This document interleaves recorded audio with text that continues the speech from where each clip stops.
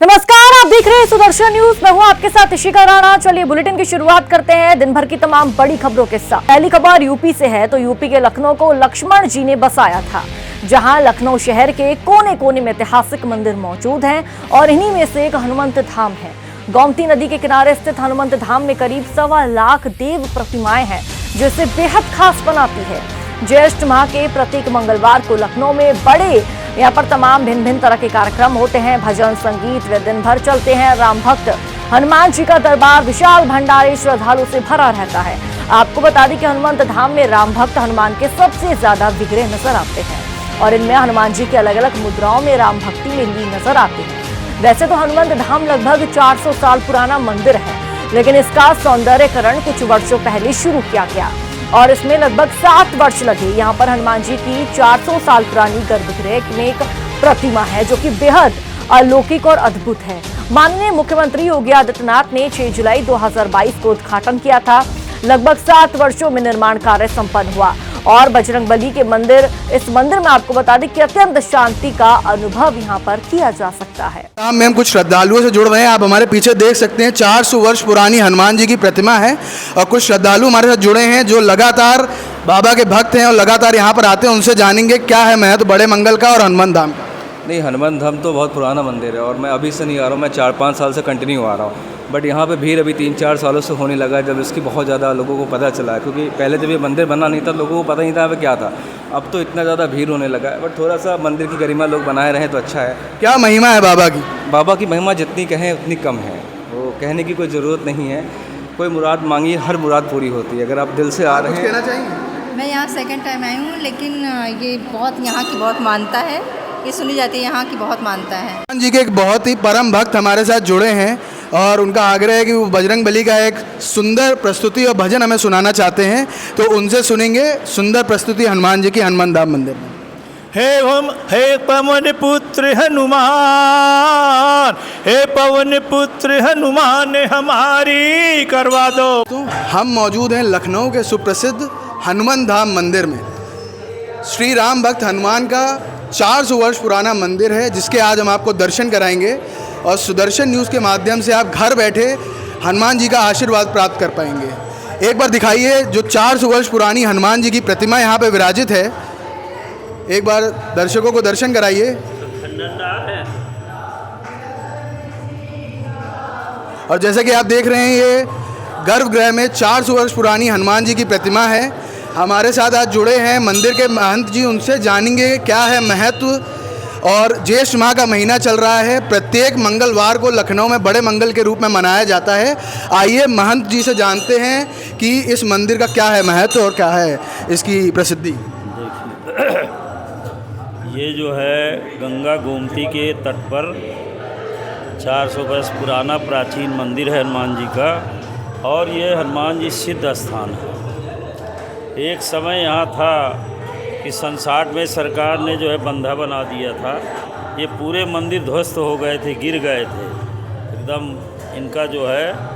तो 2011 में हमने हनुमान जी से प्रार्थना किया कि महाराज आपका मंदिर गिर गया है और ये स्थिति बहुत नाजुक हो गई है। तो हनुमान जी ने 2011 में आँख खोला, हमारी प्रार्थना स्वीकार किया और 2011 में जो है इन्हें आँख खोला और 2011 से में सुंदरीकरण का कार्य प्रारंभ हुआ और 2022 में सुंदरीकरण का कार्य पूरा हुआ। और जो भी मंदिर पुराने नए हैं, 2022 में 6 जुलाई को माननीय मुख्यमंत्री आदित्यनाथ जी के द्वारा इसका उद्घाटन होता है और 6 जुलाई से जो भी मंदिर स्थापित किए गए हैं, जैसे आप ऊपर तल पर जाएंगे तो हनुमान जी सिद्धासन में विराजमान हैं। आप देखें सब जगह हनुमान जी गदा लिए खड़े रहते हैं, लेकिन यहाँ हनुमान जी ने गदा अपनी रख दिया, देखा। और गदा जो है यहाँ ओरिजिनल गदा है, वज्र की गदा है। रुक करेंगे अगली खबर की ओर। तो देखिए, यूपी के लखनऊ में नगर निगम जोन 6 में गाय की हड्डियों और कंकालों से हाल बेहाल है, जहां गाय और भैंसों की हड्डियों का जो व्यापार है वो धड़ल्ले के साथ चल रहा है। इतना ही नहीं, हड्डियों का व्यापार धड़ल्ले से अधिकारियों की नाक के नीचे चल रहा है उत्तर प्रदेश की राजधानी लखनऊ से हैरान कर देने वाली तस्वीर निकलकर सामने आ रही है। जिन तस्वीर को देखकर आप जहां खड़े हैं वहीं खड़े रह जाएंगे। जहां उत्तर प्रदेश के मुखिया योगी आदित्यनाथ को गाय वाले का टाइटल मिला है, तो वहीं उत्तर प्रदेश की राजधानी लखनऊ के नगर निगम जोन 6 में धड़ल्ले से हड्डियों का व्यापार चल रहा है। मामला नगर निगम जोन 6 के ठाकुरगंज का बताया जा रहा है, जहां अटल बिहारी वाजपेयी पार्क का निर्माण हो रहा है, तो वहीं उसके पीछे ही धड़ल्ले से ये काम चल रहा है।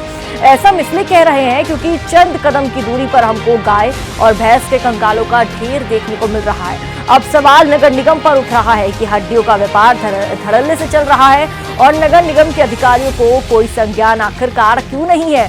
और हैरान कर देने वाली तस्वीरों को देखते हुए नगर निगम के अधिकारियों को तुरंत मामले का संज्ञान लेना चाहिए और इस पर सख्ती के साथ कार्रवाई भी करनी चाहिए। रुक करेंगे अगली जानकारी की तरफ। तो खबर यूपी के कानपुर दक्षिण पुलिस ने आम लोगों के गायब हुए 75 मोबाइल फोन बरामद कर लिए।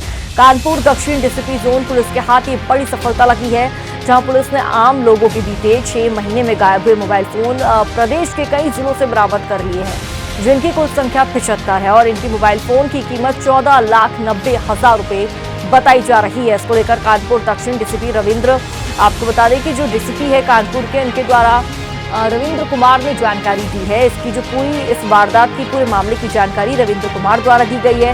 तो वही सभी मोबाइल मालिकों को बुलाकर जांच के बाद मोबाइल फोन उन्हें लौटाने का काम पुलिस द्वारा किया जा रहा है। आज एक प्रेस कॉन्फ्रेंस आयोजित की गई है, जिसमें हमारे पास पिछले 8-6 महीनों में जो भी एप्लीकेशन आए थे, जिन्होंने एप्लीकेशन दिया था कि उनका मोबाइल कहीं खो गया है, इस संदर्भ में उन्होंने ये प्रेयर करी थी कि सर्विलांस पे लगाकर इसको हमारे जो मोबाइल है उसको ढूंढा जाए। इन सभी एप्लीकेशनों पे हमारे द्वारा, हमारे सर्विलांस और साइबर की टीम है, उनके द्वारा इसमें प्रयास किया जा रहा था। जो भी टेक्निकल चीज़ें होती हैं उनको समय समय पर किया जा रहा था और ये अथक प्रयास से 75 मोबाइल्स जो है अलग अलग जगहों से बरामद किया गया है। इसमें से कुछ मोबाइल जो है हमारे गैर जनपद से भी बरामद किए गए हैं। इसमें से मुख्य रूप से बांदा, फिरोजाबाद, कानपुर देहात, उन्नाव, कुछ मोबाइल लखनऊ से भी बरामद किए गए हैं और कानपुर के अलग अलग स्थानों से ये मोबाइल बरामद किए गए हैं। आज मोबाइल के जो भी स्वामी हैं उनको बुलाया गया है और तस्दीक करके सभी मोबाइल उनको सुपुर्द कर दिया गया। चलिए बात संभल की कर लेते हैं। तो यूपी के संभल के थाना गन्नौर के कस्बा बबराला में शव को अंतिम संस्कार के लिए ले जा रहा अचानक ट्रैक्टर पलट गया। आपको बता दें कि इस हादसे में एक की दर्दनाक मौत होगी, 1 दर्जन लोग घायल हो गए। वहीं घायलों को उपचार के लिए अस्पताल भेजा गया। दरअसल ट्रैक्टर ट्रॉली पर सवार होकर शव का अंतिम संस्कार करने जा रहे थे। जो तमाम लोग शव का अंतिम संस्कार करने जा रहे थे, तभी ट्रैक्टर अनियंत्रित होकर पलट गया। चलिए बात हरदोई की कर लेते हैं। हरदोई में पिछले दिनों बिलग्राम थाना क्षेत्र के रहुला गांव से लापता 12 वर्षीय किशोर को बरामद कर लिया। बता दें कि पुलिस की तैनाती के चलते अपहरणकर्ताओं ने किशोर से जमकर मारपीट की और मृत समझकर लखनऊ के मलिहाबाद में छोड़कर फरार हो गए। आपको बता दें कि मलिहाबाद के ही युवक ने घायल अवस्था में किशोर को अस्पताल में भर्ती करवाकर हरदोई पुलिस को इसकी पूरी जानकारी दी। हाँ, आपको ये भी बता दें कि सूचना पर पहुंची बिलग्राम पुलिस किशोर को लेकर हरदोई पहुंची। किशोर के पिता ने गांव के ही कासिम समेत 3 युवकों पर पूर्व में गैंगरेप का मुकदमा दर्ज कराया और बीते कुछ दिनों पूर्व ही जेल से गैंगरेप के आरोपी छूटे बताए जा रहे हैं। जेल से छूटे कासिम के भाई हाशिम और अपने साथी शामीन के साथ मिलकर इसी रंजिश के चलते किशोर का अपहरण कर लिया। पुलिस ने दोनों अपहरणकर्ताओं को घटना में प्रयुक्त की गई कार के साथ गिरफ्तार कर लिया और आगे की जांच पड़ताल पुलिस टीम द्वारा की जा रही है। कल थाना बिलग्राम से एक 12 वर्षीय बच्चा गुम हुआ था, जो कि मलिहाबाद थाना क्षेत्र में बरामद हुआ था। हमारी पुलिस टीम बच्चे से बात करके और परिवारीजनों से बात की तो ये तथ्य प्रकाश में आया कि गांव में पूर्व में रंजिश चल रही है, जिसमें कासिम और हाशिम नाम के 2 भाई हैं, जिसमें कासिम पर 376D का मुकदमा पूर्व में पंजीकृत था, जिसमें वो जेल गया था, जेल से छूट के आया है। कासिम का भाई हाशिम ने अपने दोस्तों के साथ मिलकर इस बच्चे का कल शाम को गांव के बाहर से मारपीट के उठाया था और वहां ले जाके फेंक दिया था। इस संबंध में पुलिस कार्रवाई करते हुए हाशिम और समीम नाम के 2 व्यक्तियों को गिरफ्तार किया और उनके पास से घटना में प्रयुक्त बैगनार कार भी बरामद की गई है। पुलिस द्वारा विधिक कार्रवाई की जाए। चलिए बात अब कौशाम्बी की कर लेते हैं। तो उत्तर प्रदेश के कौशाम्बी जिले में सारे शाम एक स्टैंप वेंडर से लाखों रुपए की लूट की गई है। आपको बता दें कि बाइक सवार स्टैंप वेंडर मंझनपुर रजिस्ट्री दफ्तर से अपने भाई के साथ रुपयों से भरा बैग लेकर अपने घर जा रहा था, तभी अज्ञात कार सवार बदमाशों ने स्टैंप वेंडर की बाइक रोककर रुपयों से भरा बैग लेकर कार सवार मौके से फरार हो गए। लुटेरों के जाते ही स्टैंप वेंडर ने पुलिस को इसकी जानकारी दी। वहीं मौके पर पहुंची पुलिस जांच पड़ताल में जुट चुकी है। कहाँ से कहाँ जा रहे थे आप? हम घर आ रहे थे। कहाँ से? वहाँ मंझनपुर तहसील से। वहाँ क्या करते हैं? बताओ तो ई स्टाम्पिंग जो करते हैं हम, स्टाम्प मैनुअल बेचते हैं। क्या नाम है आपका? सुरेंद्र कुमार मालवीय। देखिए, एक स्टाम्प विक्रेता के द्वारा नगिया मई के पास थाना सैनी को ये सूचना दी गई कि उसके साथ कुछ लोगों के द्वारा उसके बैग को छीन लिए हैं। इस सूचना के बाद तत्काल पुलिस मौके पर पहुंची और पूछताछ किया गया। स्टाम्प विक्रेता के द्वारा थाना सैनी को तहरीर दे दी गई है। उसी आधार पर मुकदमा पंजीकृत कर लिया गया है। इस घटना के अनावरण हेतु 5 टीमों का गठन कर दिया गया है। जल्द से जल्द इस घटना का अनावरण कर लिया जाएगा। कितने की लूट हुई है सर? जो तहरीर अभी तक प्राप्त हुई है उसमें 5 लाख की लूट बताई गई है। जो भी सच्चाई है उसकी जांच की जा रही है और इसी के आधार पर अनावरण किया जाएगा। सर, लूट करने वाले किसमें से थे? कोई जानकारी चली? पूछताछ करने पे बताया गया कि कोई 4 व्हीलर से आए हुए थे और उसी आधार पे जांच को आगे बढ़ाया जा रहा है और जल्द से जल्द अनावरण कर लिया जाएगा। कितने लोग थे सर? ये जांच का विषय अभी जांच किया जा रहा है कितने लोग थे।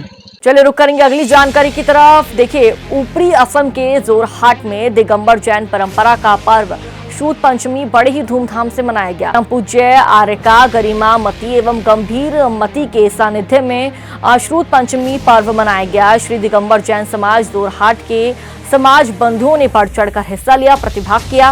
वहीं जोरहाट दिगंबर जैन समाज ने चतुर्मास के लिए माताजी सत्संग को श्रीफल भेंट किया। ऐसे में आपको बता दें कि दिगंबर जैन परंपरा के अनुसार प्रतिवर्ष ज्येष्ठ शुक्ल पंचमी तिथि को श्रुत पंचमी पर्व मनाया जाता है। इस दिन जैन आचार्य धरसेन के शिष्याचार्य पुष्प दंत एवं आचार्य भूत बलि ने षटखंडागम शास्त्र की रचना की थी। उसके बाद से ही भारत में श्रुत पंचमी को इस पर्व के रूप में मनाया जाता है। और आपको बता दें, जैन मुनियों के अनुसार श्रुत पंचमी पर्व ज्ञान की आराधना का महान पर्व है, जो जैन भाई बंधुओं को वितरागी संतों की वाणी सुनने, आराधना करने और प्रभावना बांटने में संदेश देता है। इस दिन मां जीनवाणी की पूजा अर्चना की जाती है। जोरहाट के सचिव अरविंद जैन ने कहा कि परम पूज्य आर्यका गरिमा मती एवं गंभीर मती सत्संग का चतुर्मास जोरहाट की पावन धरा पर होना जोरहाट समाज के लिए सौभाग्य की बात है। चलिए बात मध्य प्रदेश की कर लेते हैं। मध्य प्रदेश के ग्वालियर में गजराज मेडिकल कॉलेज के नए डीन डॉक्टर RKS धाकड़ ने मेडिकल कॉलेज में पढ़ रहे छात्र एवं छात्राओं की नियमित क्लास सहित छात्रावास में रह रहे मेडिकल कॉलेज के छात्रों की व्यवस्थाओं को लेकर मेडिकल कॉलेज के छात्रावास प्रभारियों को सख्त निर्देश दिए। मेडिकल कॉलेज के टीचरों को सख्त निर्देशित करते हुए कहा कि प्रत्येक टीचर ये ध्यान रखे कि छात्र क्लास में समय पर उपस्थित के साथ ही लंबे समय से उपस्थित होने की जानकारी भी स्पष्ट दे। देखिए, चिकित्सा महाविद्यालय है, ये चिकित्सा शिक्षा के लिए ही होता है और यहाँ पर पहली प्राथमिकता शिक्षा पर ही होना चाहिए।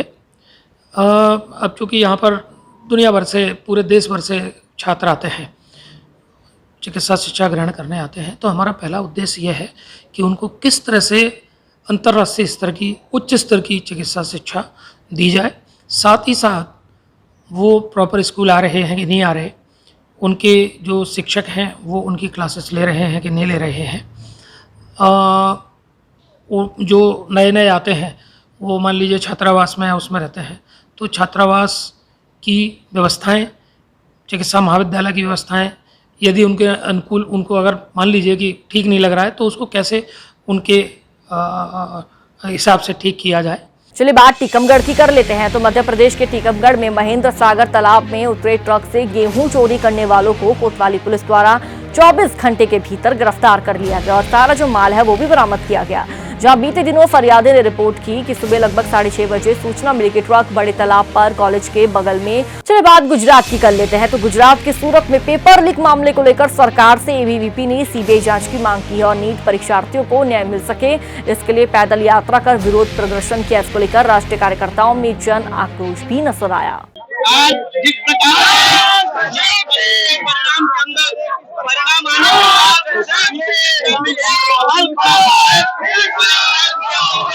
हुई है, ABVP का मांग है कि देश की सरकार, भारत की सरकार CBI जांच करे और इसके पीछे दिखाई दे रही है और उस दिशा में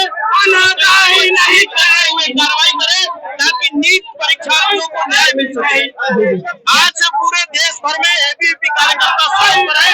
हम भारत सरकार से चाहते हैं कि जब तक एनडीए परीक्षा के अंदर चलिए फिलहाल इस बुलेटिन में इतना ही। देश और दुनिया से जुड़ी बड़ी तमाम खबरों को देखने के लिए आप सुदर्शन न्यूज देखते रहिए। जय हिंद।